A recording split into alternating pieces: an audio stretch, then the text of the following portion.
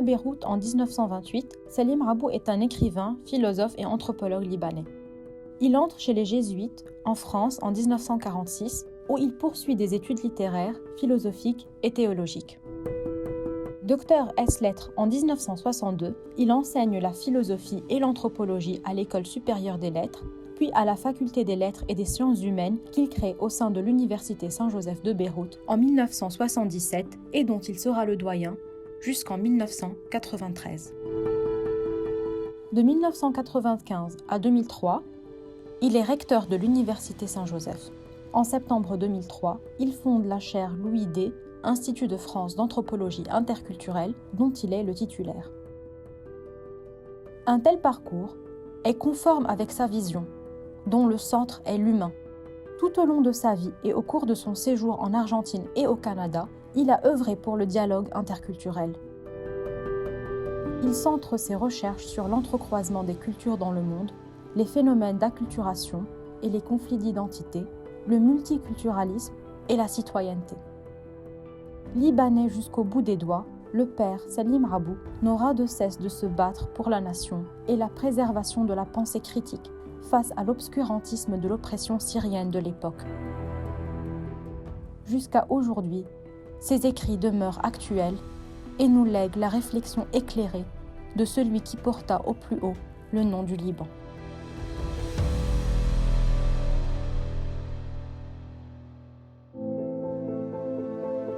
Le père Salim Rabou était d'abord mon professeur, parce que j'ai suivi des cours de droit, de sciences politiques et de sociologie. Et puis, je devais continuer mes études supérieures dans le cadre de l'École supérieure des lettres. C'était la période glorieuse de l'École supérieure des lettres. Et le grand maître à l'École supérieure des lettres, c'était le père Salim Rabou. Et le père Salim Rabou, qui était toujours encourageant pour les jeunes étudiants, m'avait aussi convié à présenter le sujet de ma thèse de troisième cycle sur la structure sociale du Parlement libanais. Vraiment, sa confiance dans la recherche, dans les jeunes étudiants, était un grand stimulant. Et j'avais une grande admiration d'ailleurs pour lui, avec son extrême modestie, sa qualité de professeur réellement, qui cherche à découvrir de jeunes talents.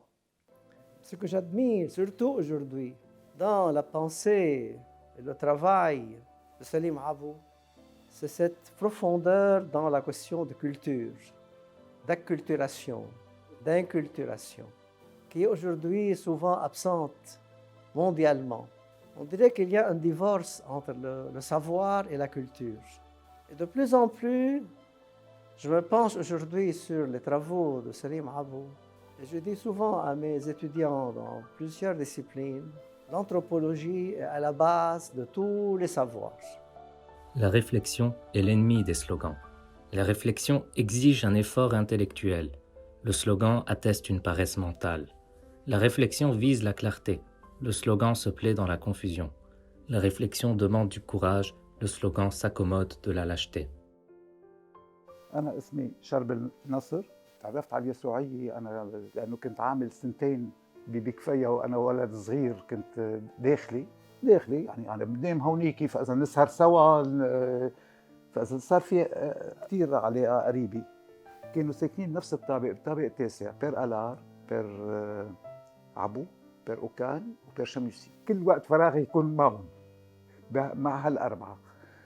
من أول 79 إجا بير عبو قال لي يا شرب يعني عم تقضي كل وقتك بهالفراغات بدنا نشوف شو فينا نعمل فيهم.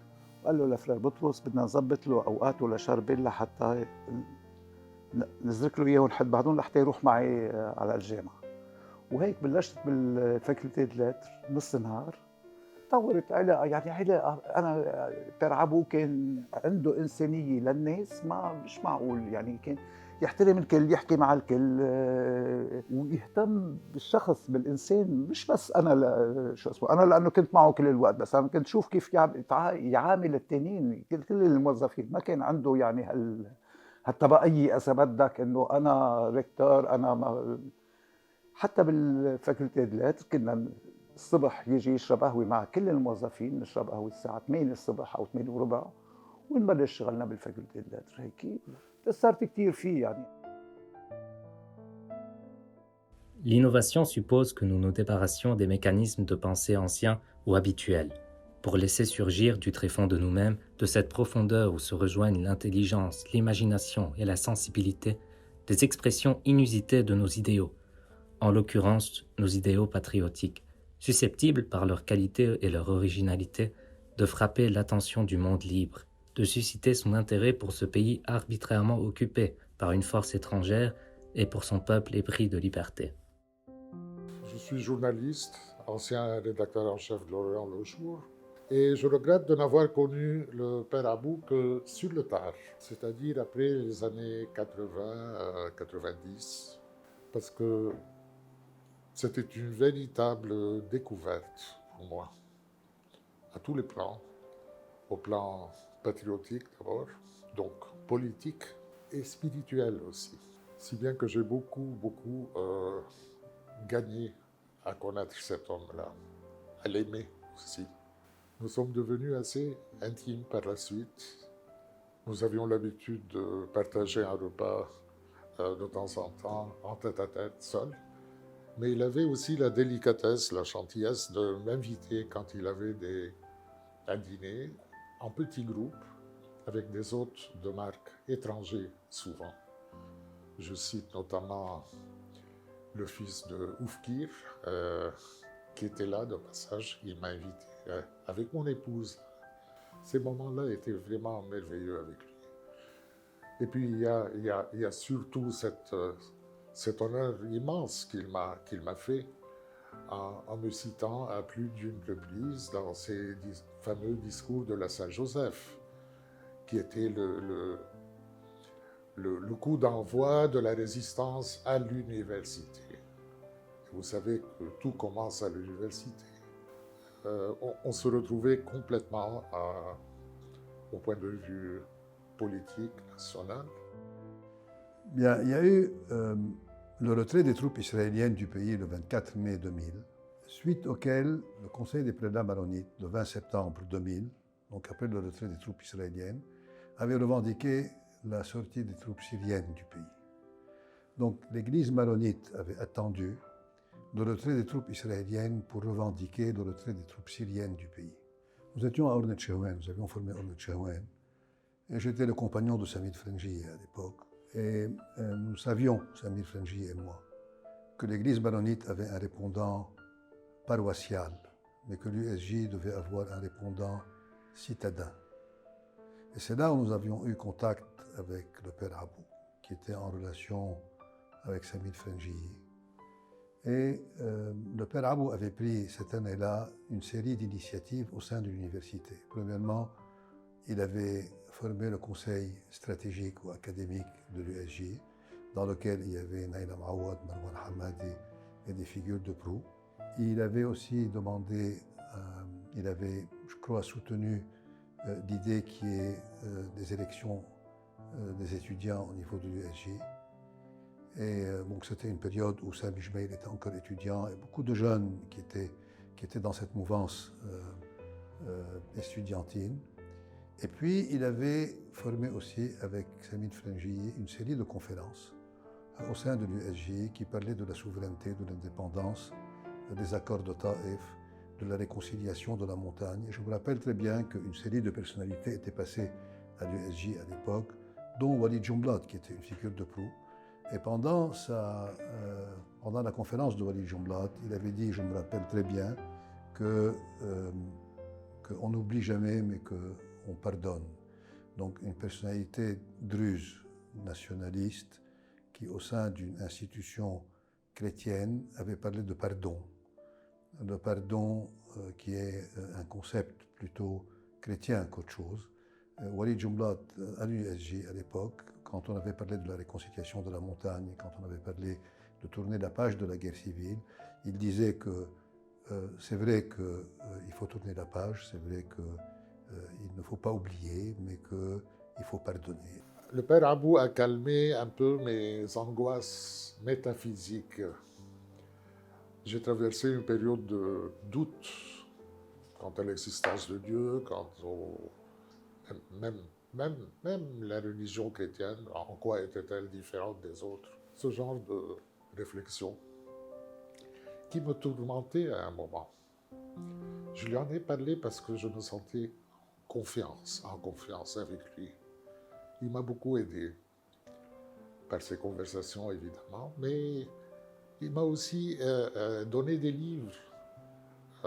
Jean Guiton, Mon Christ à moi, ou quelque chose comme ça. Albert Jacquard, Dieu, point d'interrogation. C'était ma question fondamentale.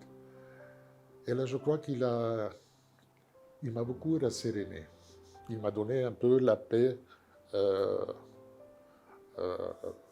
intérieure. Je l'en remercie jusqu'à aujourd'hui. Pour moi, c'est tout naturel. Nous sommes dans un pays où même les hommes de religion ne peuvent pas échapper à la politique.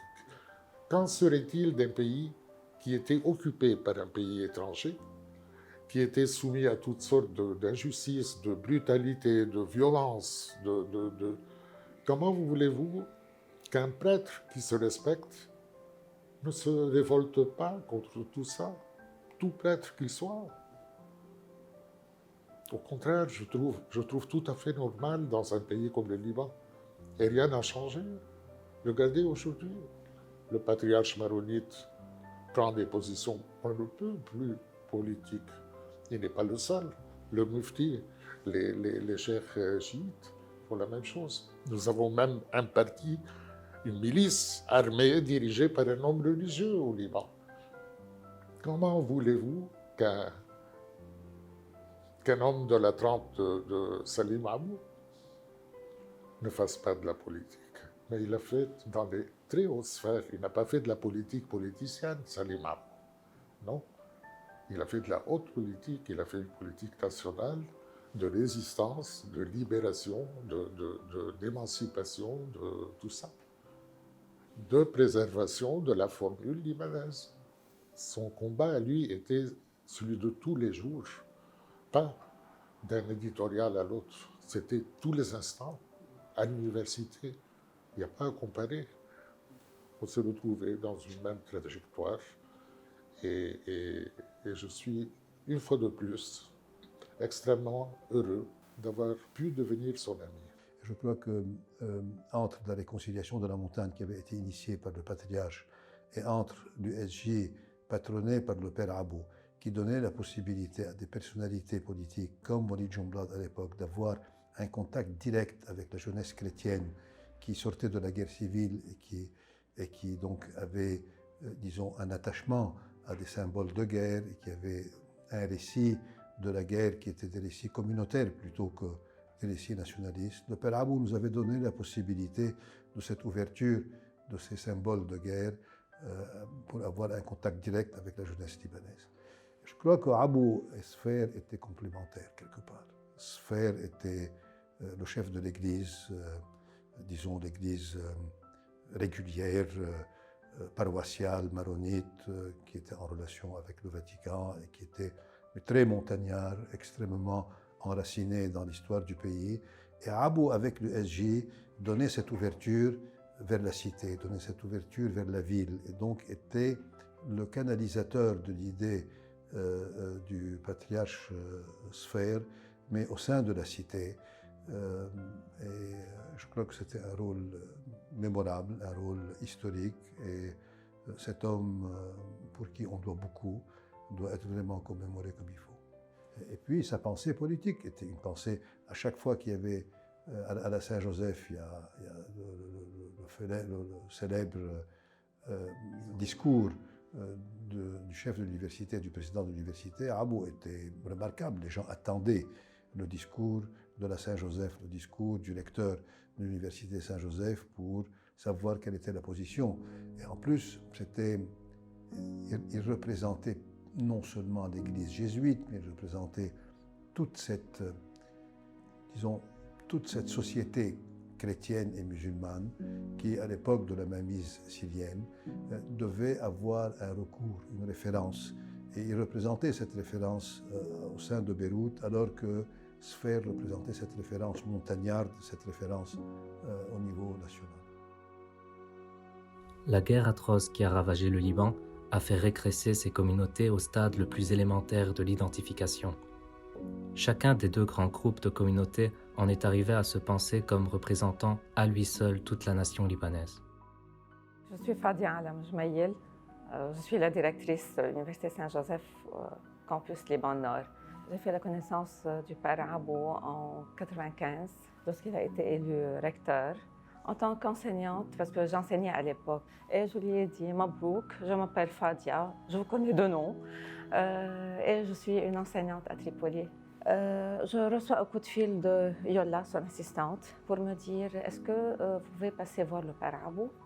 J'ai tremblé, j'étais une enseignante, vacataire, je n'avais pas de problème avec les étudiants. Pourquoi le recteur de l'Université Saint-Joseph voulait me voir? Donc, je suis allée chez lui au rectorat. Il m'a posé 2 questions. La première, c'était mon diplôme, qu'est-ce que je fais dans la vie. Donc, un CV. Donc, c'était sa première question. Et la deuxième question que j'ai oubliée, et c'est lui. Donc, j'ai oublié la question juste après parce que la question était choquante. Donc, il m'a posé la question, j'ai répondu, puis il m'a proposé d'être directrice. La question était la suivante. Est-ce que vous avez de l'autorité? Moi, je suis née en 68. C'était en 99. Donc, j'avais 31 ans. J'étais prise au dépourvu. Ma réponse était la suivante. Je ne sais pas, mais je sais que quand je veux quelque chose, j'essaie d'y arriver en n'écrasant personne. Et juste après, il me dit, tu acceptes de devenir directrice de l'USJ Honor. Donc, ce qui fait que j'ai oublié la question, tellement la proposition était pour moi, je ne veux pas dire un rêve parce que je n'ai jamais rêvé, quelque chose qui vient de l'au-delà, si vous voulez. Donc, je lui ai dit, je pense que j'ai besoin un peu de temps. Il m'a dit, oui, certainement, tu as besoin du temps pour réfléchir et pour t'organiser. Je ne me souviens plus c'était quand, mais il m'a précisé une date. Après la Saint-Joseph, venez me voir et donnez-moi votre réponse. Lorsque le discours critique est réprimé et muselé, sous prétexte qu'il porte atteinte à l'esprit académique, à l'ordre social ou à la sécurité de l'État, il se mue inévitablement en résistance. Il s'agit pour nous de résister à la médiocrité culturelle d'une société peu soucieuse de donner de soi une expression spécifique, à portée universelle, de résister à un régime politique qui ignore systématiquement les aspirations du peuple et s'acharne à réprimer l'expression. C'est dire que la médiocrité culturelle entraîne inévitablement une déliquescence politique, source de toutes les aliénations. Un homme discret, dur dans le sens qu'il avait des principes sur lesquels il ne transigeait pas. Il était là avec toute sa prestation, puis un regard perçant.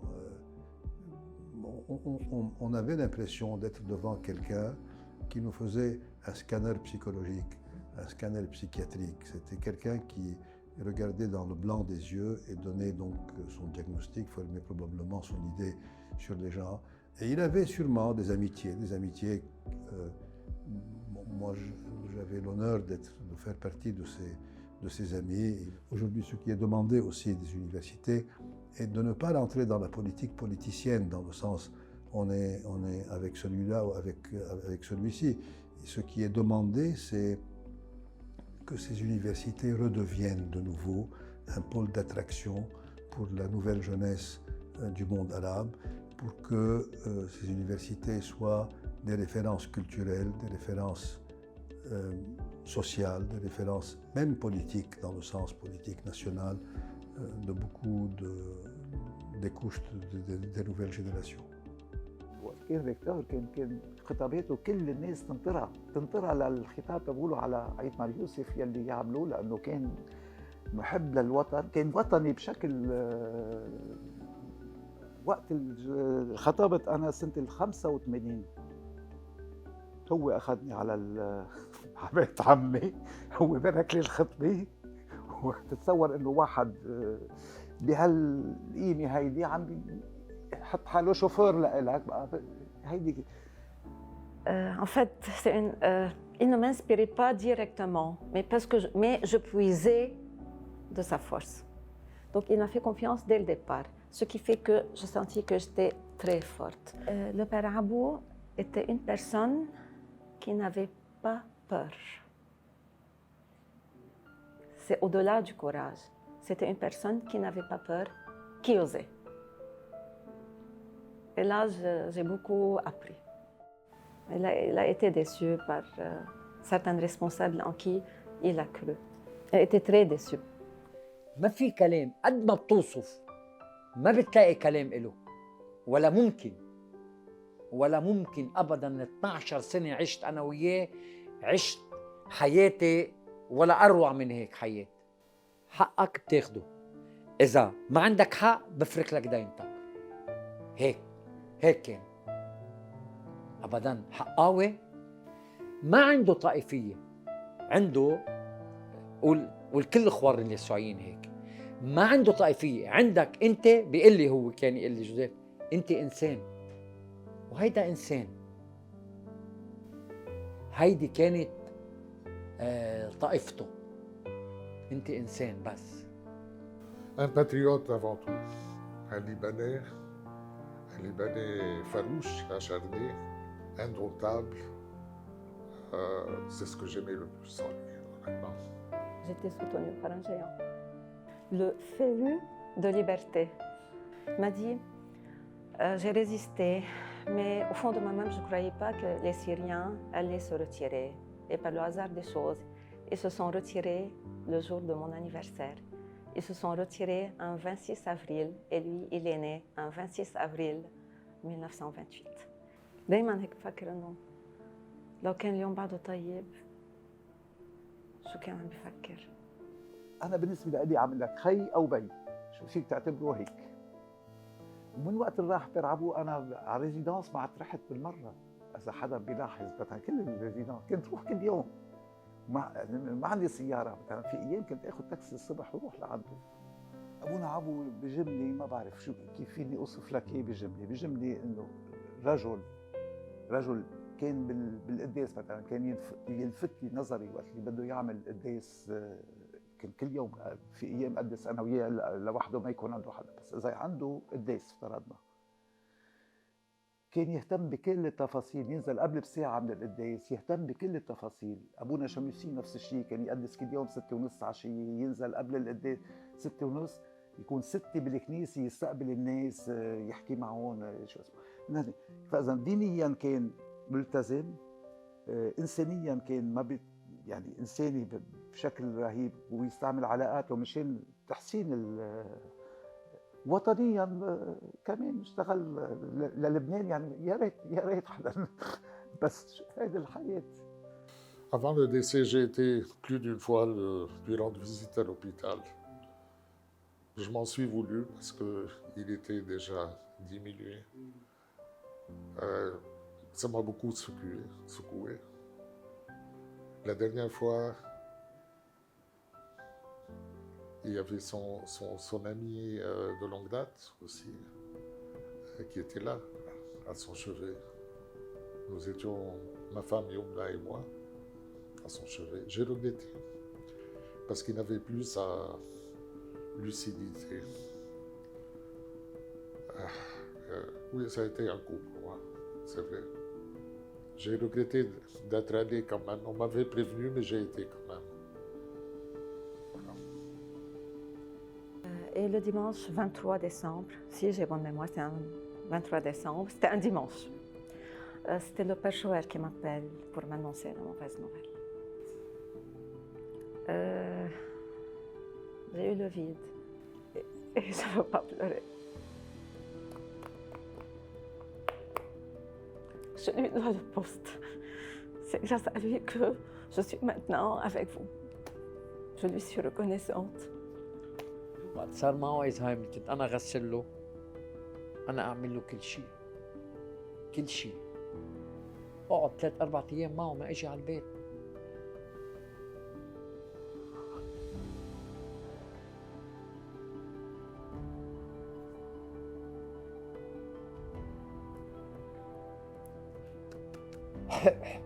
بقيت 3 أيام بالأوضة، 3 أيام ما طهرت ولا أكلت، قفلت الباب على حالي. برضه لما يكون كان معه ألزهايمر أطلع لعنده يكون عم بيقرا جريدة، أقعد عنده